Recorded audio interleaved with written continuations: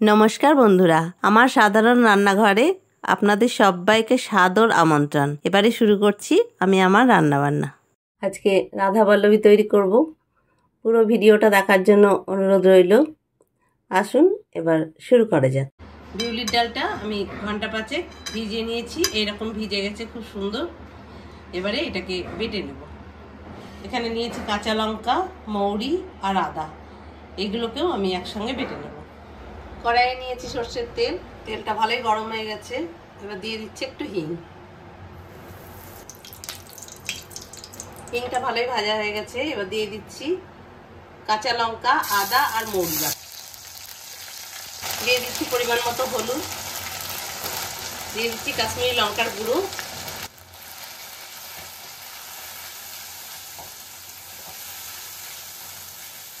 দিয়ে দিচ্ছি লবণ। আর রাধা পল্লবী একটু মিষ্টি স্বাদেরই হয়, দিয়ে দিচ্ছি চিনি। ঝাল, লবণ, মিষ্টি এগুলো আপনারা যেরকম খাবেন সেই রকমই দেবেন। এবারে এই মশলাটা একটু ভালো করে কষিয়ে নেব। জিরে, আদা, মৌরি এই বাটাটা কিন্তু বেশ মোলায়েম হলেই পুরটা খুব ভালো হবে। আর যে বিউলিটা আমি বেটে নিয়েছি সেই বিউলির ডালটাও ভালো করে বেটে নিতে হবে, তাহলে পুরটা কিন্তু খুব ভালো হবে। মশলাটা খুব ভালো মতো কষানো হয়ে গেছে, তেল ছাড়া ছাড়া হয়ে গেছে একদম। বিউলি বাটাটা দিয়ে দেব।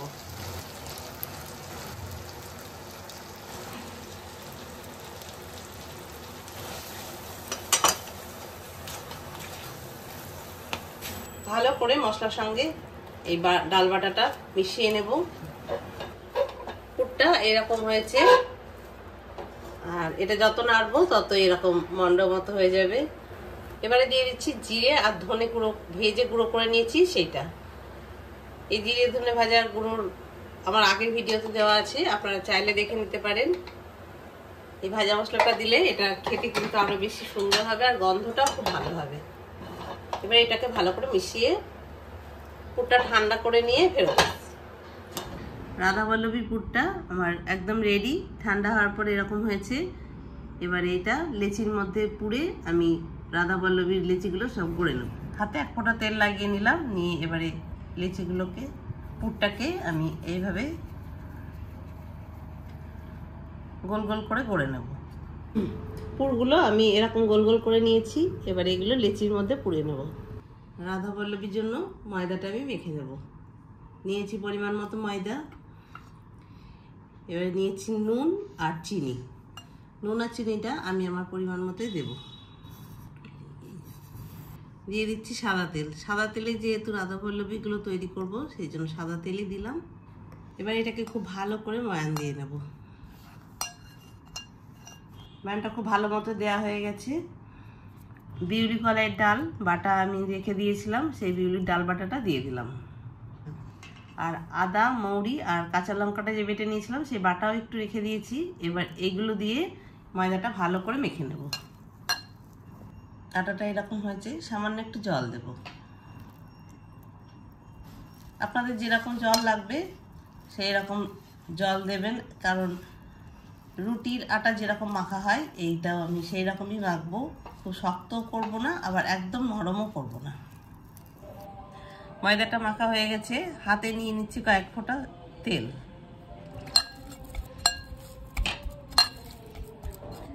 ময়দাটা একদম মাখা হয়ে গেছে। এবারে আমি ঢাকা দিয়ে রেখে দেব।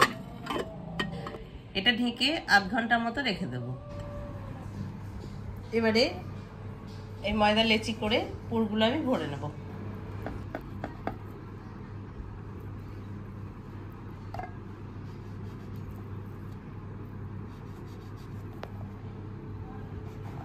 এগুলো সমান মাপের লিচিগুলো আমি কেটে নেব, তাহলে এগুলো পুড়তেও সুবিধা হবে আর মাপটাও বেশ সমান হবে।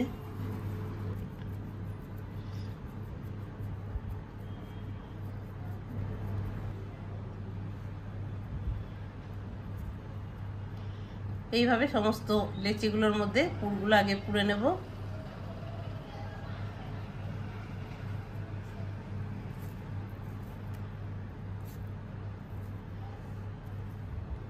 লেচির মধ্যে পুরগুলো আমি সব পুড়ে নিয়েছি। একদম সামান্য একটু তেল এখানে লাগিয়ে নিয়ে এবার লেচিগুলো সব বেলে নেব।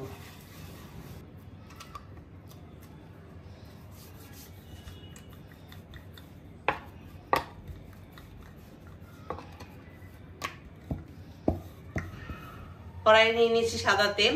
তেলটা ভালো মতো গরম হয়ে গেছে। রাধাবল্লভী কিন্তু একটু এইরকম একটু মোটাই হবে, খুব পাতলা করে বেলা হবে না, সেই জন্য এইরকম বেলে নিয়েছি। এবারে একে একে ভেজে নেব।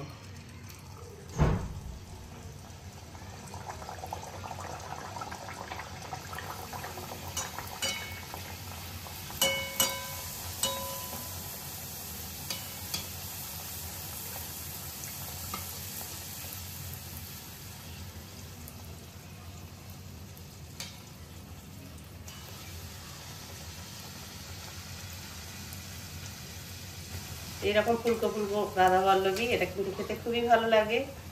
আর বাড়িতে এইভাবে বানিয়ে নিলে এটা খুব সহজে হয়েও যাবে আর খেতেও ভালো লাগে।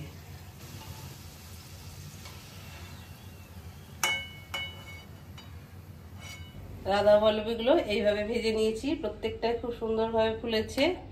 এইরকম রাধাবল্লভী যদি বাড়িতে করে নেন তাহলে খেতেও কিন্তু খুব ভালো হয় আর খাস্তা একদম। আশা করছি আপনাদের এই রাধাবল্লভী রেসিপিটা ভালো লাগবে। আগামী দিনে অন্য কোনো ভিডিও নিয়ে আবার দেখা হয়ে যাবে। ভালো থাকুন, আনন্দে থাকুন। ধন্যবাদ।